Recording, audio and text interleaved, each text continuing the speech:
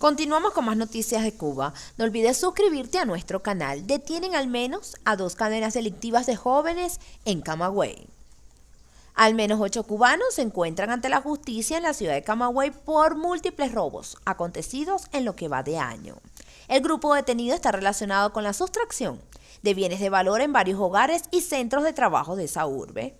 El mayor, Josbel Miranda Infante, quien dirige la Unidad Provincial de Investigación Criminal, dio a conocer a la prensa local que los delitos esclarecidos corresponden al último trimestre del 2022 y los primeros días del actual año. Actualmente el proceso continúa en la fase de instrucción y sus imputados, la mayoría de jóvenes sin antecedentes penales, a excepción de uno de ellos que cumplía el permiso de libertad condicional. Se encuentran asegurados a disposición de la Fiscalía General de la República, dijo Miranda Infante. Según declaró el funcionario, la investigación se centró en acciones acontecidas en los consejos populares San Juan de Dios, América Latina y Jayama del municipio cabecera, lo que llevó a identificar 2 cadenas delictivas que operaban fundamentalmente en la madrugada para sustraer objetos diversos como cocinas eléctricas, bicicletas, equipos de audio, lavadora, refrigerador, colchones, taladros eléctricos, balitas de gas licuado, entre otros bienes que ya fueron entregados a las víctimas. La periodista Carla Pino de Radio Cadena expuso el testimonio de algunos de los afectados. Uno de los hechos ocurrió en la madrugada del 3 de enero de la farmacia comunitaria ubicada en la calle Martí, identificada como la unidad 659, donde actualmente se acometen acciones constructivas. Según ONI, los implicados rompieron la puerta y se llevaron este equipo que se utiliza para mantener con la temperatura requerida determinados medicamentos. También a principios de enero, Eliezer Luis, trabajador del sector ferroviario y vecino de la calle 10, centro de evacuación, en el reparto Garrido, supo que mientras él había estado en el trabajo, un grupo de ciudadanos forzó la cerradura de su vivienda. Cuando me avisaron que habían robado en la casa, enseguida fui para allá y me percaté que faltaban 2 colchones, 2 ollas de presión, 2 hornillas eléctricas, 6.240 pesos, 3 pituzas nuevas, un par de zapatos y otras botas. En ese momento acudí a la unidad de policía y a los pocos días me notificaron que debía reconocer los objetos que ya habían sido recuperados. Sin duda todo el proceso fue muy rápido y gracias a eso hoy tengo de regreso mis pertenencias.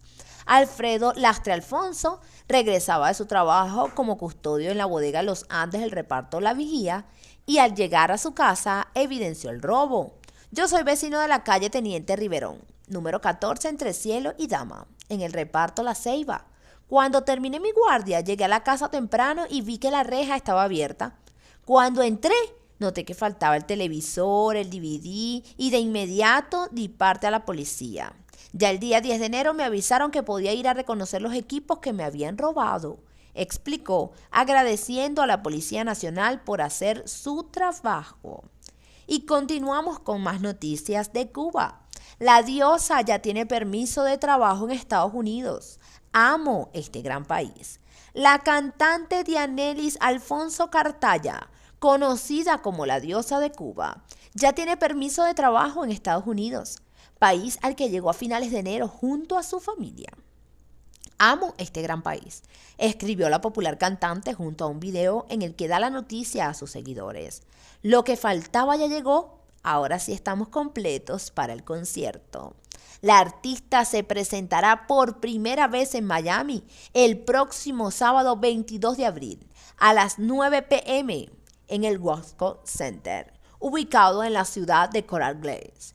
Las entradas para el concierto están a la venta en la plataforma Ticketmaster y los precios oscilan entre los $95 y los $300 según el asiento que elijas. El 22 de abril podrás disfrutar del concierto que mereces. ¿Tú no querías la diosa? Pues aquí está la diosa, escribió recientemente junto a un póster promocional de la presentación. Yo estoy muy contenta, muy emocionada. He pasado muchísimos años esperando un momento como este, donde verdaderamente pueda darle a mi gente lo que quieren.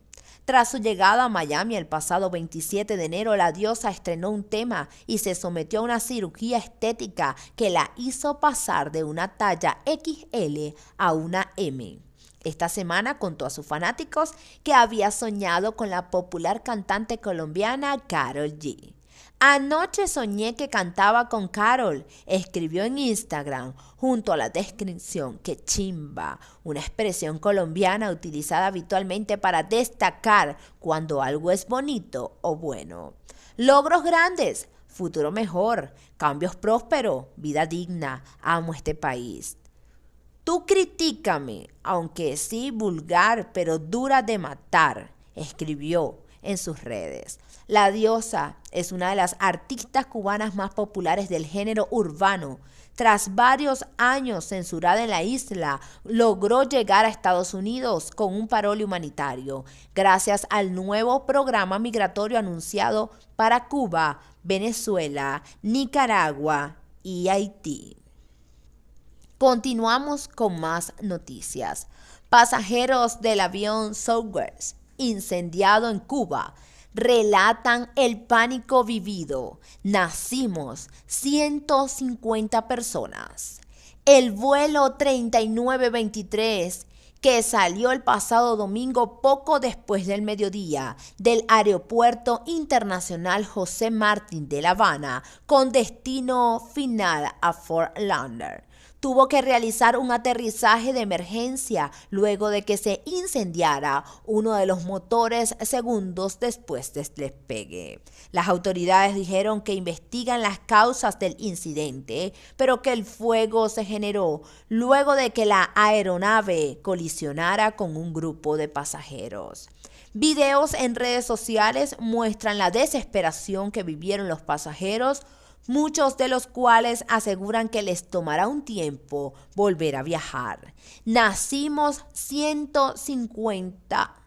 Yo me vi muerta. No podíamos respirar, dijo a la cadena Telemundo Jenny González tras llegar al aeropuerto de Fort Lauderdale este lunes. Lo único que hice fue escribirle a mi esposa y decirle: saluda a mis hijos, que los amo, comentó por su parte Jorge Montesino al citado medio. Ya íbamos a empezar a entrar en las nubes y se escuchó una explosión muy grande. Rápidamente el avión se llenó de humo y costaba respirar. Se veía la candela y el humo entrando. Todavía estoy afectado. Steven Rodríguez cuenta que la desesperación aumentó cuando las máscaras de oxígeno no caían.